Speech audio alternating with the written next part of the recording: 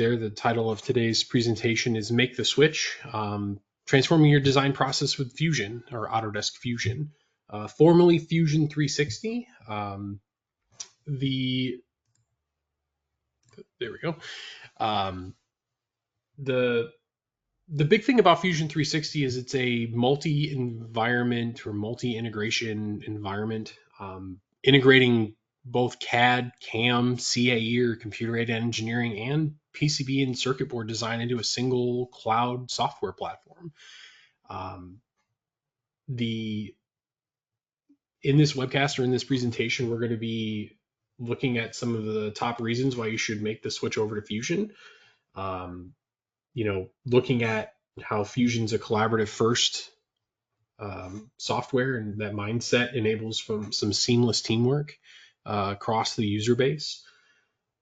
And then I'm going to kind of open up the software and take a look at the modern interface, some of the CAD process, as well as some of the CAM and CAE sides of things, and as well as take a look at some of the Fusion Teams environment. So it's the future of design and manufacturing.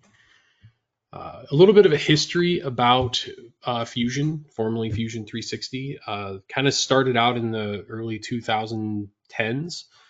Fusion 360 was introduced in 2013, and since then they've developed the software to be both a Windows and Mac-based software. So regardless of what operating platform you're working on, it is accessible to you, which is very different than a lot of our competitive software, even Inventor, where you really can't work on anything other than a Windows platform. Starting in 2016, there's been several acquisitions from Autodesk that have directly been related to the Fusion software. One of the big ones being CADsoft, which is a PCB designer Eagle. That software functionality has been completely integrated into the Fusion space. Some other tools, NetFab, which is a 3D printing interface software, mainly for for sintering metal prints, as well as other advanced 3D printing functionality for things like infill and things of that nature, as well as Upchain, which is a tool that was integrated into the Fusion Manage side of the software, as far as being able to manage not only the versioning of the documents, but also the milestone events, as well as security and control within the team space. This year, Fusion was rebranded and they dropped the 360 naming convention off of it. So it is now just Fusion, or Autodesk Fusion. So some of the major critical points, what sets Fusion apart from some of our other competitive software. First and foremost, data and collaboration is at the center. And, we'll talk about each one of these bullet points here shortly, but ease of use is definitely a key player in what makes Fusion unique. The software itself has both integrated ecosystem, meaning that there are several different interfaces and environments that you have access to at any time, as well as the Fusion extensions, which allow you to expand upon those environments to give you specific tool sets as needed. And then along with that, just a very affordable price point by comparison to even Inventor. And things like SolidWorks, where those costs are in the thousands. We definitely don't have that with the Fusion interface. So taking a look at the data and collaboration, from the beginning, Fusion was built as a collaboration first software. It is a cloud-based tool set, which mainly just allows for very easy collaboration across the teams. You can access your designs from any device, whether you're, on your phone on the site. As long as you have access to your account, you have access to your data. You can grant access to basically anyone, both internal and external to your firewall, and give them rights to either read and mark up the documents or have full editability to them.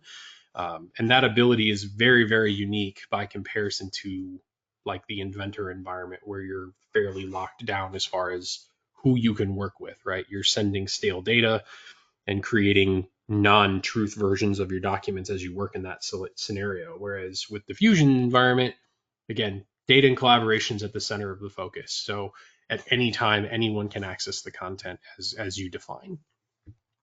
So kind of taking a look at some pieces of this interface, and I'll open this up in a demo here shortly, but within this environment, we can see, various projects, who has rights to them, what levels of permission they have. At any time, anyone who has rights to the documentation can open them up, snap measurements, pull markups, make comments, notations, and so on. And so this process is just becoming, embedded in and ingrained in the workflow. And, from my point of view, working with Autodesk software for the better of 20 years, a lot of that collaboration and a lot of that communication has not been at the forefront. And it seems to be, something that takes place after a design has been created. And it doesn't necessarily have to be that way. And realistically, it probably shouldn't. Where having that ability to communicate in real time about a design scenario can really streamline the workflow. And Fusion really facilitates that. So looking at the actual software itself, it was originally designed as a cloud-based inventor software where it was dominantly a parametric environment, but excuse me, over the several iterations of the software, they've shifted that focus away to become basically a design as you please, or a design with your process in mind. And so, yes, we can work in a dimensionable, parametric, constrained scenario very similar to, say, SolidWorks or Inventor, but we can also work in surface modeling. We can work in press pull, or with a direct modeling technique practice, something that would be more akin to, say, like AutoCAD, right? When we're doing 3D modeling in it.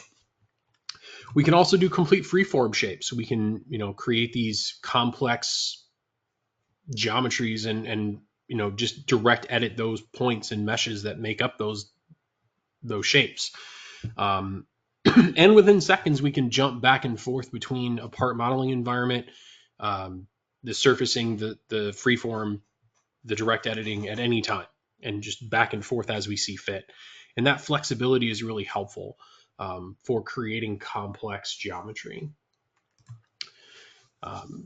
One of the things that I really like is the design history. Located across the bottom of the software is essentially every edit you make to the tool set. So anytime you make any kind of shape, whether you're sketching, doing direct edits, creating pick and place features, you name it, right? All of those features are placed across the bottom. In my scenario here, you'll notice that purple bar kind of in the image. That component color allows you to work in the assembly environment. You can see all of the features and which components and which bodies of that design are related to those features. And so Fusion is really flexible in that it doesn't really care that you're working in a part file, a multi-bodied part file, an assembly. It will jump back and forth and function basically the exact same across all of those environments. And for the parametric design software like SolidWorks or Inventor, you're jumping back and forth between files, moving around within those documents, shifting from one document to the next in order to gain those functionalities, right? You don't have assembly tools in a part environment. In Fusion, you do, right? I can very quickly right-click, choose an option, and convert a document from a multi-bodied solid into a part file without really having to change or leave the file I'm in. As far as ease of use goes, this functionality is probably as strong as it gets. The creation of automatic drawings, and this is relatively new functionality to Fusion. At any time, I can select a document, right-click, and tell it to create a drawing. And within that setup, I can specify, what the options that I want for it, as far as what's the page size, what's the orientation, how I want to define the view layout. And then once I've done that, I can then very quickly look through some different options about not only the drawing's view placements, but also where the dimensions are and what dimensioning strategy it used to create on that drawing set. So, it's going to do things like feature-based dimensioning. So if I was inside the Fusion part file, for example, if I used sketches with features like extrude, it's going to use those sketch geometries very similar to how like Inventor would. But it also has strategies for looking at the component's geometry and picking, the lowest X position and the smallest or leftmost Y position, and using those as a guide for my ordinate dimensions or my baseline dimensions as well. So it has a lot of options in it. And we'll take a look at this here in the demo. It's very, very powerful.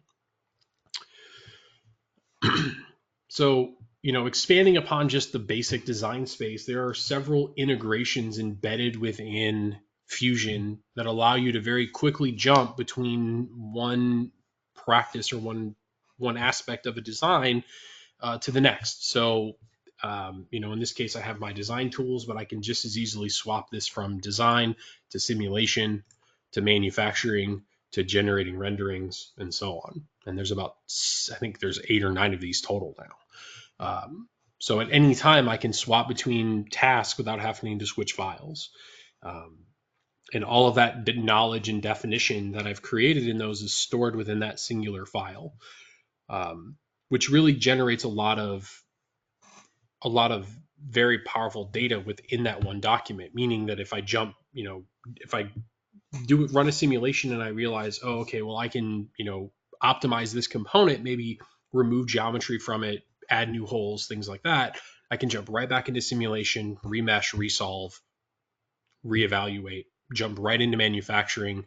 The manufacturing data is all there, and then rerun the operations, or regenerate the operations, re-output new G code. And I don't have to switch files at all. I just simply switch which step in the workflow I'm working in. And that aspect of the software is extremely beneficial, especially for new designers, right? I don't want to have to learn several software in order to work, right? I don't want to have to learn SolidWorks and then Mastercam and then Abacus, right? I have all of it at my fingertips at one time. And I don't have to have, 3 or 4 software installed and then a week's worth of training or several weeks worth of training to each one of them learned and the UIs understood. So kind of taking a look at these, a couple of the 2 common integrations for day-to-day usage. The manufacturing side, generating setups and using existing machines. Has a tool library of hundreds of tools in it. You can also create your own, obviously.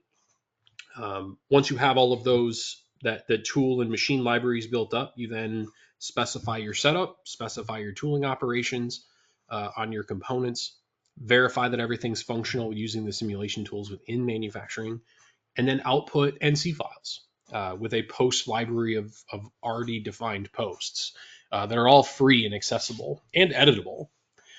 On the simulation environment, we can very quickly generate static stress and modal frequency analysis, but we also have the ability to run thermal analysis, complex dynamic analysis using, things like impact scenarios. We also have a couple of manufacturing focused simulations in the tool as well, as far as being able to very quickly run injection molding simulations to define the material in focus, and then look at potential shrinkage of the component based on the cooling of injection mold designs.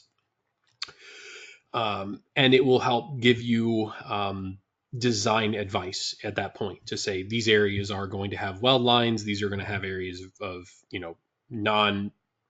non-optimal expansion or non-optimal shrinkage based on the thickness or size of the component. And I can, again, just like I mentioned, right, all of these are just integrations into the actual file themselves. So I can very quickly jump back to the design aspect, make those adjustments, jump back into each one of these spaces or these integrations and rerun them and retest them without having to save, export, open up new files, reprocess everything. It's all in the one environment. All right, so enough PowerPoint. Let's take a look at the software. So over here, I've got just a cast lever component that I want to take a look at. And within the space, just kind of going over the UI a little bit. On the left-hand side, I've got the various files that are part of my current project that I can very quickly just double click and access. However, if I wanted to see additional data about these components, all I need to do is click on this link here and it will open up the web portal to the data. And so within this environment, I can select my files, see the various versions of these documents, if there are any existing working drawings for these. If these components were, if these objects were multi-bodied solids or assembly documents with components within them, the components page and the bill of materials pages would have all of that material, that bill of material and other component data stored within it. Again, obviously all of my property data is visible from here. And then I also have a viewer that I can then update the document to view. And I don't have to have Fusion installed to do this, right? I can open up this window on my phone and I have access to it from this space. Anyone in the company has access to this data as well, barring that the project itself has permission to access the content. And so at any time, I can add additional groups, add additional users, specify their permission level within the space, and essentially just define who has rights to work on these files at any time. And this, to me, gives me a lot of very high-level vault feels where, users are able to work on, access data, but it's not stored on a server, right? It's on the cloud. And so I can access this stuff anywhere at any time, where for tools like the data management solution Vault, that's been a kind of a big sticking point where your data is inside the firewall, and to try and grant access outside of it has been, at least historically, has been fairly difficult to do. Whereas with this tool set, it's very easy to grant access to anyone that we see fit within the space. So back over to Fusion here. In this component, I want to use one of our automation tools on this design. And I've got this rim here. And what I want to do is I want to essentially bridge this gap between these. And, to model that geometry, it's probably going to be fairly organic. It's probably going to be pretty complex on top of it. And to try to model that would be probably some pretty complicated traditional features, right? I would have to create several sketches or try to, create a bunch of extrusions and then blend it all together.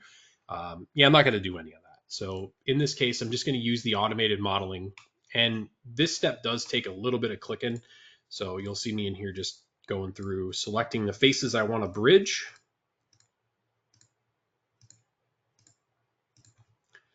And then I just want to snap to the corresponding faces on the inside location.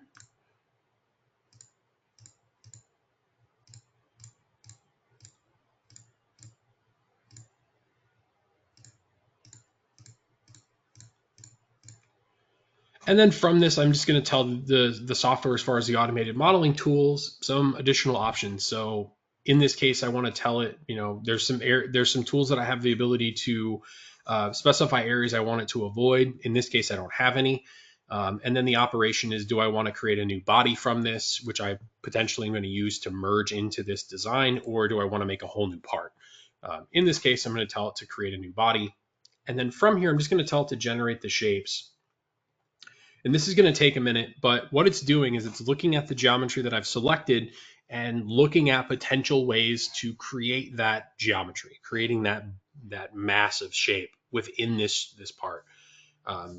So it's kind of when it's finished, it's going to give me a number of alternatives, different options that I can choose from within the environment here, just kind of based on the shape that I've selected. This tool doesn't exist in Inventor at all. We have some very generic tools that could potentially try to do this, but they don't do it like this at all. And the amount of steps required are grossly longer than what this is. So We'll just give this a moment.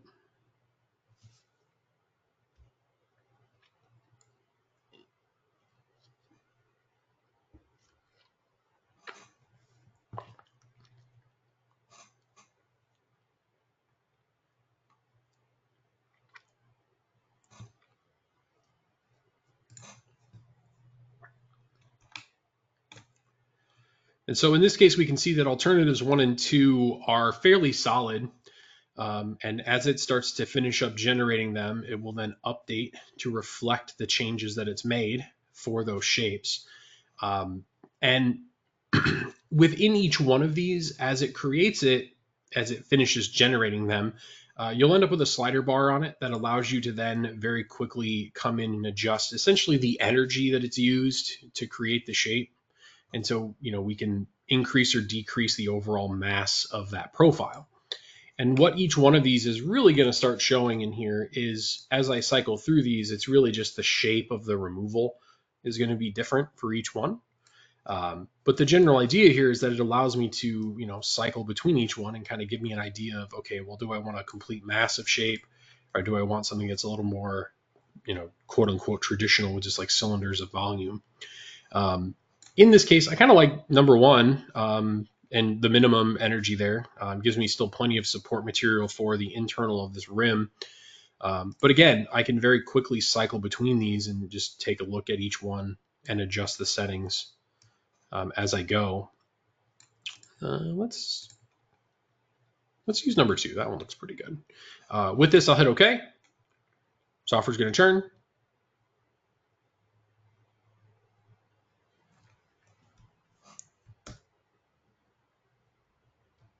And generate the mass. From here, this is an individual body, and if you're used to working with multiple bodies in a file, each one of these represents its own individual piece. So realistically, the next step of this would be to merge all of this together. The steps to do that are pretty straightforward. We would just select all of these bodies and tell it to create a new body out of them. However, we're not required to, right? We can work with this component exactly as it is with no issues.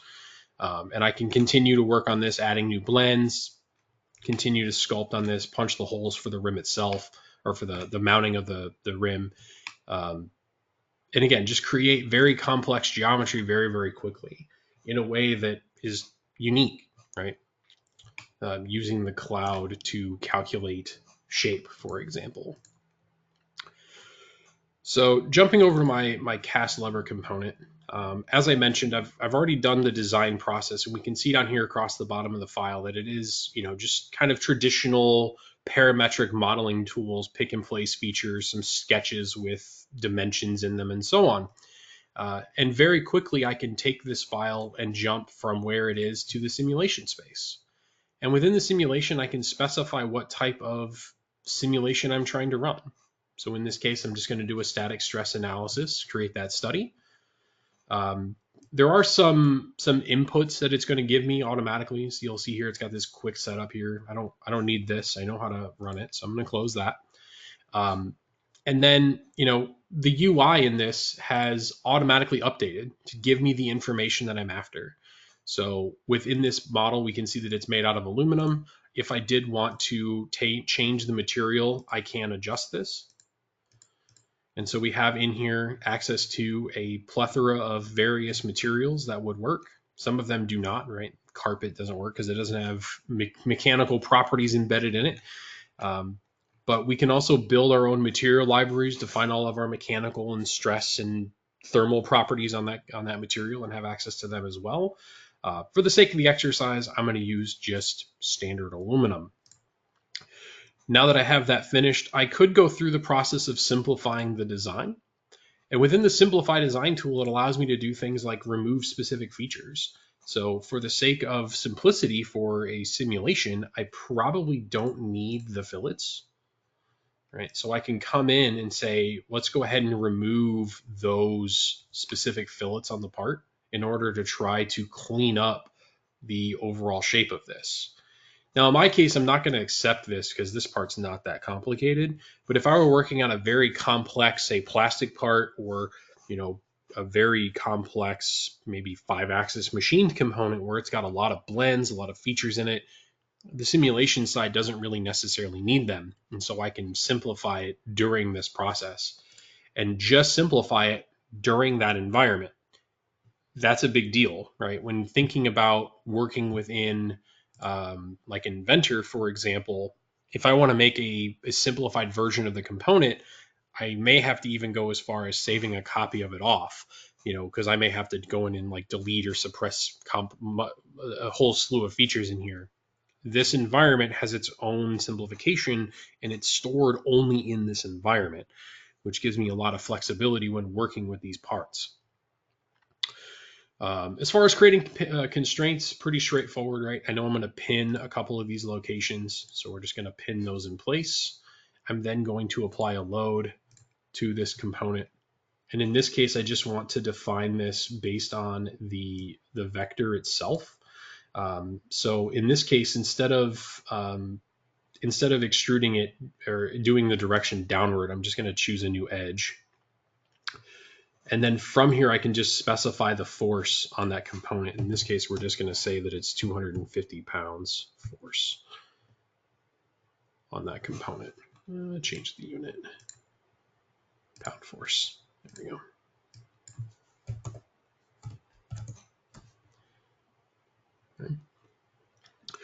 Okay. So in this case, I've specified the force that I want to apply in that location.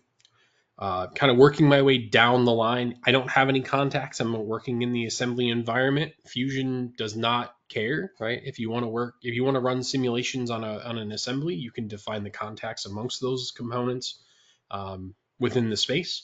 And there's a contact manager that gives you all of the various contacts that are between those components. What I really like about this is that I can very quickly jump back and forth between the various ways to view this data. Within a lot of the other simulation tools, this dialog doesn't exist. And so you're stuck with just looking at the contact sets where you see like this list of, 50 contacts for 6 or 8 components. And you have to suss out, okay, are all of my contacts in existence? Whereas in here, I can see, okay, this component is touching these objects. This component is touching these objects. And it makes a lot more logical sense of what you're dealing with. In this case, I don't have the mesh generated yet, so let's go ahead and get into the mesh settings. I am going to shrink this down a little bit. And I could come in and specify absolute sizes of the mesh elements. If you're not familiar with the FEA process, generally you define all of your conditions of the model, and then we break it down into a mesh object, which is just a bunch of small triangular pyramids. We then use those for the calculations. The mesh refinement controls really just how clean or how accurate the data is to a point. We don't want to go too fine because it'll take a long time to solve, but we also don't want it too coarse because then you're losing precision. Okay? So you have to kind of find that happy medium. There is a whole lot of options in here, and this is where the quote-unquote art of the mesh comes in, which is way outside of the scope of this conversation. In my case, not getting into the advanced settings, I'm just going to dial this down a little bit. Tell it to generate the mesh. Let this process for a moment. Generate a mesh. Typically, at this point, I would then kind of take a peek at it to see, okay, is there anywhere in here that it looks really weird? There's a couple spots where I'm getting like chords that are missing, but for the sake of this, I'm not super concerned. The part itself is not that complicated, so it should be just fine with what I'm working with. So from here, I've got the loads, the material, the contact, or the constraints, no contacts needed, and the parts meshed. So from here, I'm going to run the pre-check. It says, hey, this has everything I need. So for those who are not used to running this process or not used to running the CAE workflow, there's a nice built-in tool to just make sure, hey, you've got stuff defined in a way that makes sense. Hey, here's some things that will run but not run well. And then from here, I can then solve it. This does not cost any cloud credits because this is just a single static stress. However, if I did want to run a more complicated simulation, there are some costs potentially associated to it. Especially for like dynamics studies where collision impacts and things like that, the solves are fairly involved. So, but from here, we're just going to solve this. It's going to take a moment.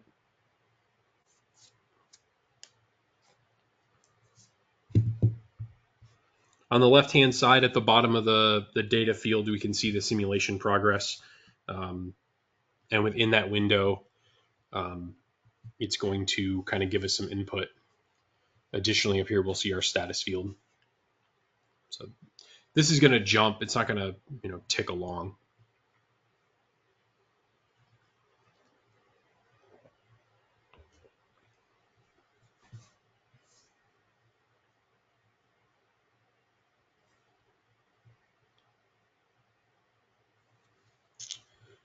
While that's running, I'm going to just pause that. We can see up here that is currently running in the background. Close that. From here, I'm going to jump back over to the design space and just right click on this, and I'm going to tell it I want to make a drawing. So in here within the create drawing dialog box, I don't really have to change a whole lot. I do want to switch back to the ASME standard as opposed to the ISO. I could create a new template file and use that template. In my case, I don't have any templates made. But from here, a B size should be fine for this component. And from here, I'm just going to hit OK on that and let this generate the drawing.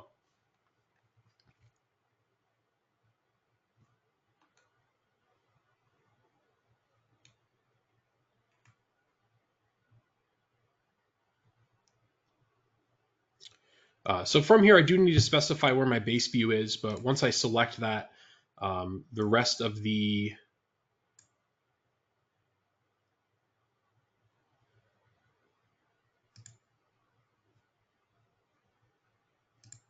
did I click the wrong button? I think I might have. Don't save. Let me try this again.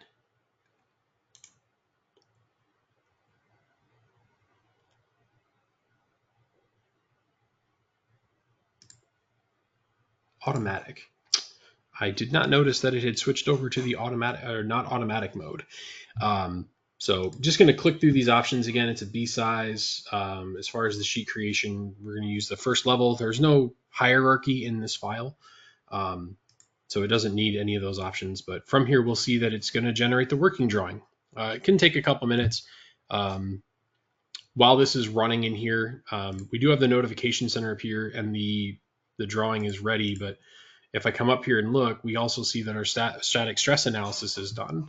And so from here, I can click on the link and view the results.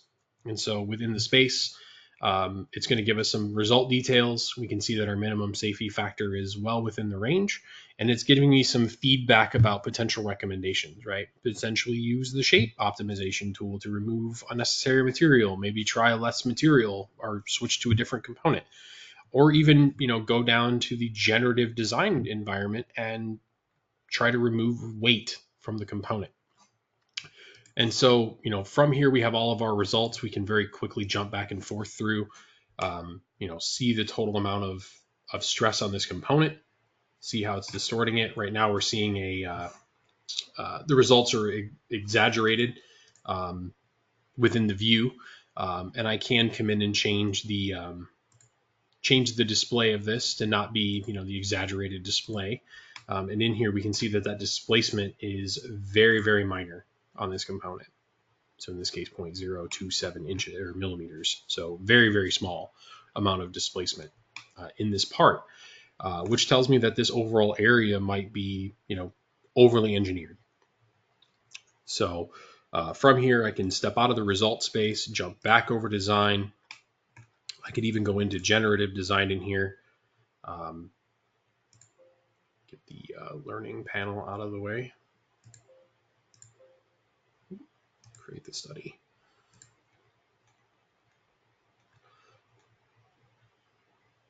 Yep. And I'm not going to go through all the steps of this. I didn't create one on this component already, but the general idea behind this is we can specify specific areas we want to preserve, specify specific areas we have to avoid. Obviously, we have a starting shape, and then we can specify some objectives within this as far as like minimizing mass, As we do this, we also specify some conditions that this is going to run through, basically what we did in the static stress analysis environment, where we would say these are pinned, this has got a 250-pound load in this direction, in the X direction. And then it would go through and look at the component based on the material that we specified, and it would give me some potential options about removing mass from the shape.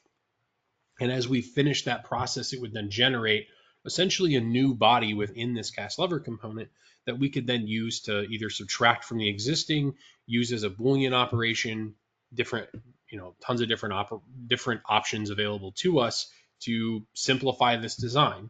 Now, because I'm still working in the cast lever, if I were to go in and update this body, all I would have to do is jump right back into simulation, regenerate the mesh, and then update, resolve for the results.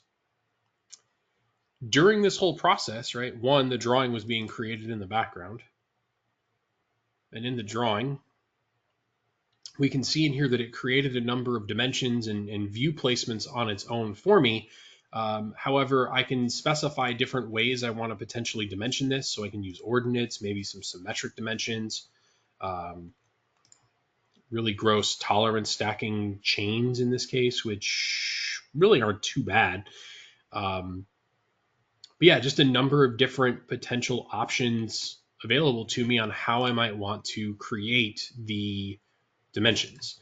Now in here, we can also shift where the potential datums are.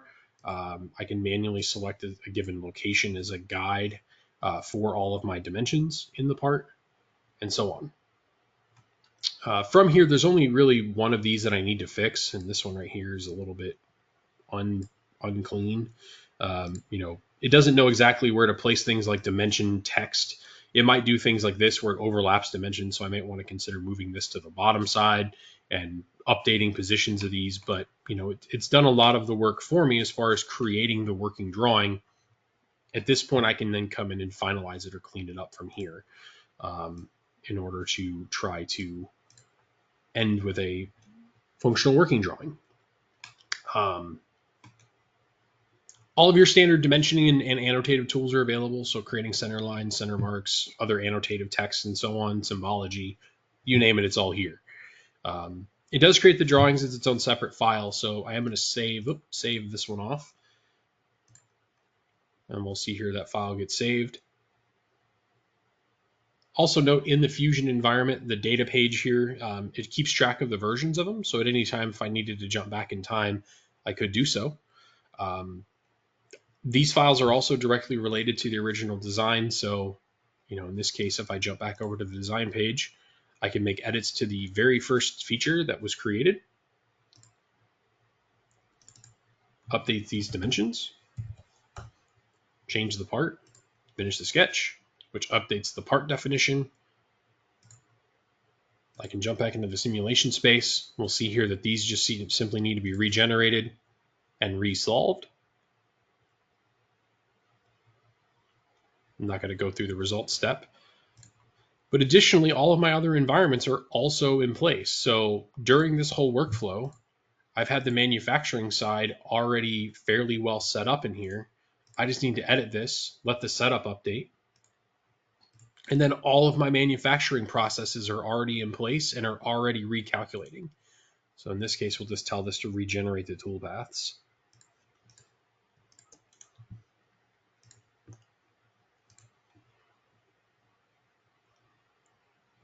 And so each one of these is going to update to reflect the change.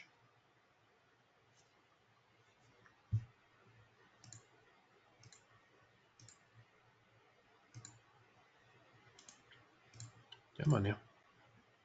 It's got one more finishing step that needs ran.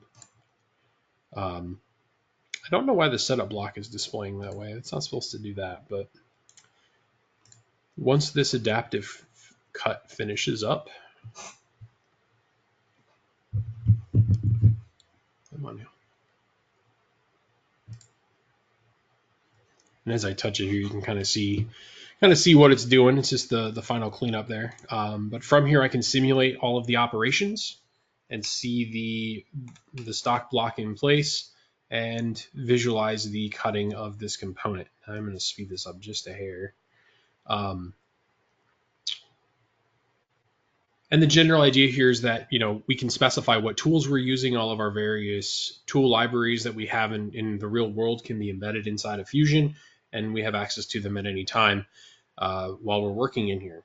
And it's all updating in real time with the component, and I don't have to have several software, independent software, to work on these components. I don't have to do any kind of save as's and export as step files and create new operations on a new file when a design change occurs. Additionally, all the versions of it are stacked inside the history. So it's a fully integrated data in one place cloud solution. Oh, that's okay. There's a collision or something taking place right there. Not sure exactly what it was, but that's okay. Not worried too hard about that collision.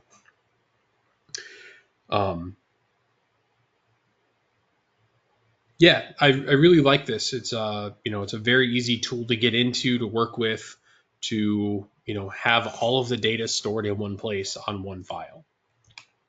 So from here, I'm going to jump back over to design, save my file.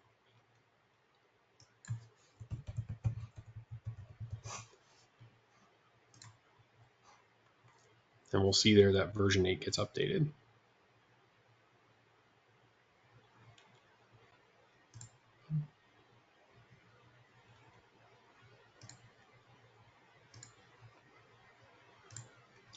So one of the integrations that's fairly new is the circuit board or the PCB environment.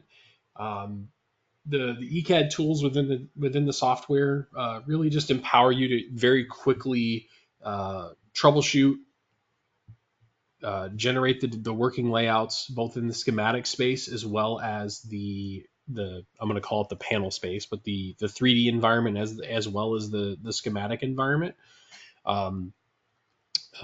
There's a huge library of components readily available to you for, again, generating our schematic layouts within the space. We then take this information and integrate it into the PCB layout, which very quickly allows us to route lines, define traces, vias, where our ground planes are located, and so on. The simulation program with integrated circuit emphasis or SPICE tools within the software provide a workflow for basically just quickly optimizing the electronics performance without the need for physical prototypes. Lastly, from it, the library of components is not just schematic objects. It very quickly, with a couple of clicks, can then generate a functional 3D solid body of the design, which we can then integrate into our working designs, right? Making sure that our components are going to fit into position within the rest of the design space.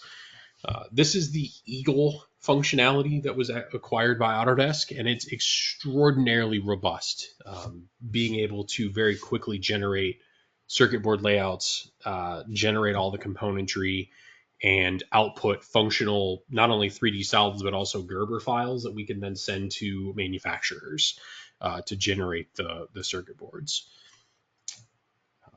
As I mentioned, some of these tools do have what we refer to as extensions. There are 5 dominant ones within the space. The design extensions dominantly fall into the advanced shape description, namely the plastic components, for example, being able to apply finish on faces, generating plastic component explicit designs as far as bosses, clip locations, and things like that, and automating that process as opposed to having to create them from scratch. On the manufacturing side of things, what I did inside of that file was all 2.5 axis machining. You do have access to 3-axis machining, but if you need more beyond that, as far as 3+2, 5-axis mill turn, nesting, all of that functionality is embedded inside of the manufacturing extension. Within the PCB board design tools, there's some simulation tools as far as signal integrity, potential interference detection, things of that nature. Those are in part of the PCB extension. And then on the simulation extension, it's really just getting into the more advanced, the advanced types of solves when you're getting into the dynamics and collision and things like that. And each one of these extensions can be purchased on daily, monthly, or per use, which really just gives you a lot of flexibility to use them as you go or set yourself up for long-term usage. Um, this flexibility is really unique, even with like Inventor, and this is kind of going back, almost 15 years at this point, but you really only had two options with Inventor, Inventor or Inventor Pro. And if you only needed one piece of that application within the Pro side, you were kind of stuck, right? You had to buy all of these extra tools. And so by having the flexibility to say, well, I only need the manufacturing tool set. I've got specific machines I'm trying to program. I can just get that one piece of the puzzle. Additionally, if I'm only going to dedicate, maybe every Friday to doing that process, I don't have to buy a yearly setup of it, and I can save quite a bit of money by buying them on Fridays and just doing it on those days that I'm going to be working and dedicating the time to that specific application. And so this flexibility is really, really beneficial, right? And can generate a lot of cost savings over the long term in comparison to, either buying a whole handful of separate software that are disconnected or, paying for it in a yearly configuration.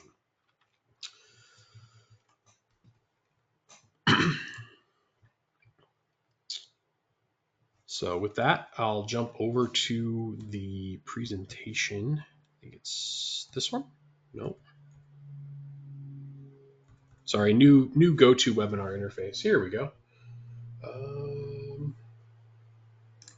Chat. All right, that was the link. Questions, there they are. When is Autodesk going to drop Inventor and go solely with Fusion? So candidly, this is a conversation that takes place with the solution engineers at Hegerman quite a lot. The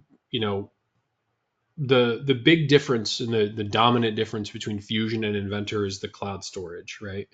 And so that in and of itself positions Inventor and Fusion differently from one another.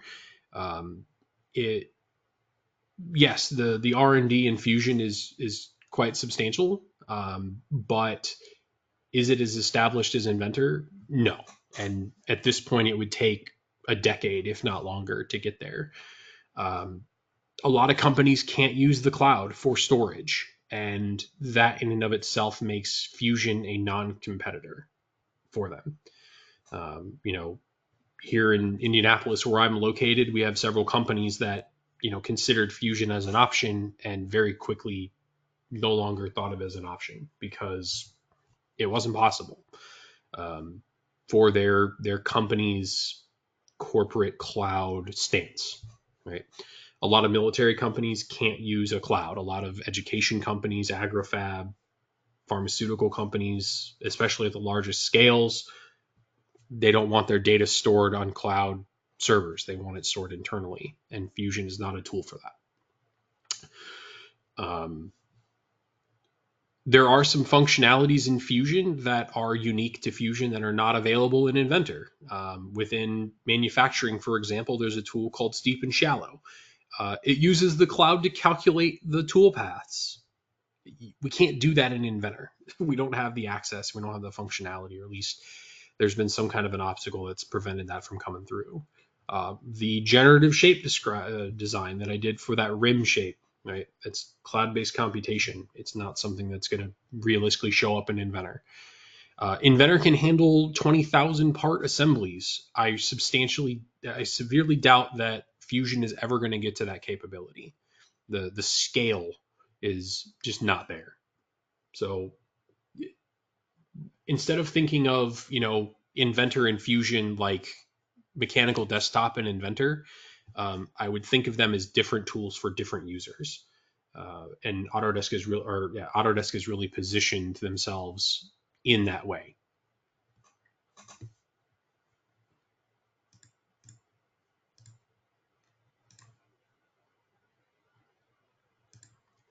Are you saying that Vault is not needed with Fusion 360? That's correct. Vault is not a tool for Vault. Vault and Fusion are independent. They don't work really with each other.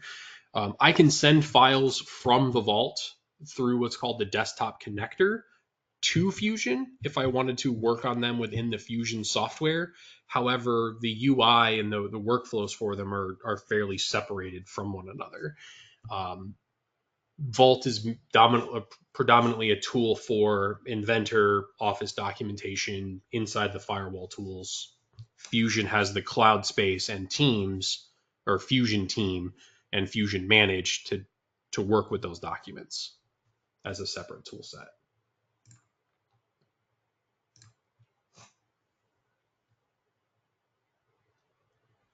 Fusion appears to be a great tool for manufacturing, perhaps mechanical engineering. Is Fusion considered a good building information tool?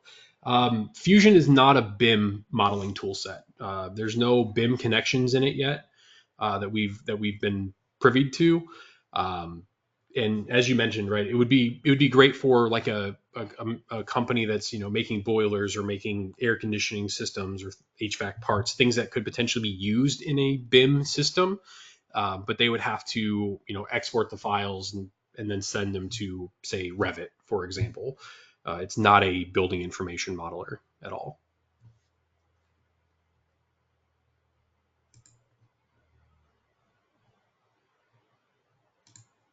We have a lot of legacy parts in Inventor files. How do you transfer features from an Inventor file to Fusion and vice versa?